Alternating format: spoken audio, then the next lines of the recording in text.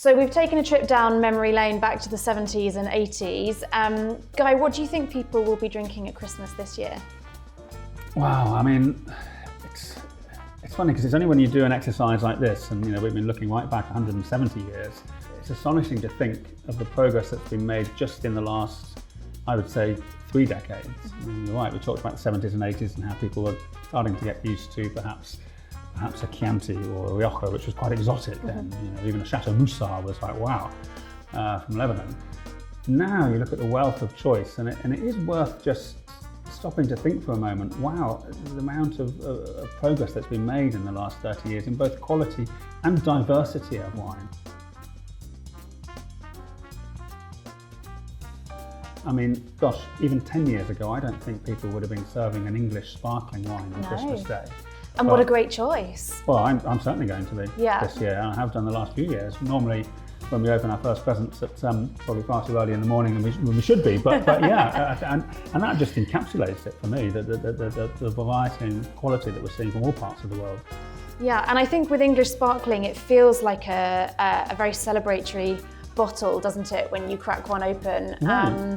Especially ones with a little bit of age on them that are up there with your top champagnes that you might have had previously. Absolutely, and I think it's that plays into other choices as well. It used to be Bordeaux or Burgundy sort of thing with the turkey, and I'm sure quite a lot of people will still go down that road. But equally, there's fantastic New World Pinots out there, South African Chardonnay, Australian Chardonnay. Plenty of Bordeaux blends from around the world if you want to venture a little bit further afield. That just were, again, relatively recently were just not a thing, or certainly the quality wasn't there, and today we just sport for choice. Yeah. So I guess the big question is, what will you be drinking on Christmas Day? Difficult to narrow it down because, as I say, you've got the opening sort of, toast maybe in the morning, then you've got the aperitif, then you've got the main course, then you've got the dessert, then you've got the sort of post-lunch slump. When you think about this sort of centerpiece, you probably think about turkey, don't you? And I'm probably still more on the Burgundy side there, or at least Chardonnay and Pinot. Not necessarily from Burgundy. Quite partial to New Zealand and Australian Pinot, actually. Yeah. Chardonnay, probably Burgundy, but I noticed you've got a nice Olivier Leflaive Magnum, which might might go down quite nicely. How about you? Well, I think for me, Christmas is, yes, it's about turkey, but it's also about cheese. Okay. So I do love a nice cheese board, maybe not straight after the main course, because usually you need a little bit of a circuit breaker, don't you? Yes, strategic circuit breaker, but a little bit later on, a nice cheese board with a pudding wine, something like a nice sauterne, some really nice stinky cheese goes down pretty well, I think. Yeah, sounds good. Equally, there's something nice about having a bit of an older wine or something a bit special, isn't there? Yeah. Sadly, I don't have too much older Grand Cru Burgundy in my cellar, so I don't know. How about you?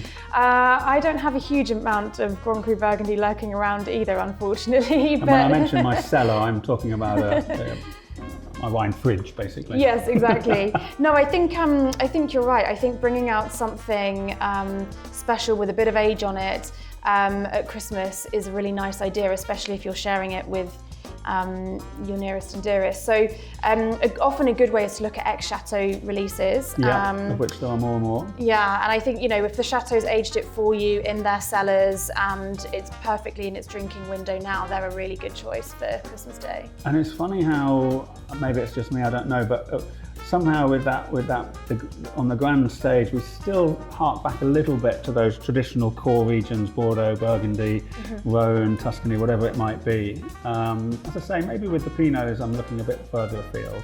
But again, when you think of older wines, there's still intrinsically something there that thinks classic regions. I don't know. Yeah, I think Christmas is a traditional time, and those classic regions will always have a good place there. Right, yeah. And there's something special about having a 10, 20-year-old Bordeaux, or whatever it might be. Absolutely. Those tannins will refine a little bit, and it carries in with that, ties in with that sort of trend for slightly more elegant, softer wines, rather than a big, powerful, 15% alcohol beast that's not going to do you any favours at 4 o'clock in the afternoon. Well, you'll be asleep by 2, I should think, after a bottle of that.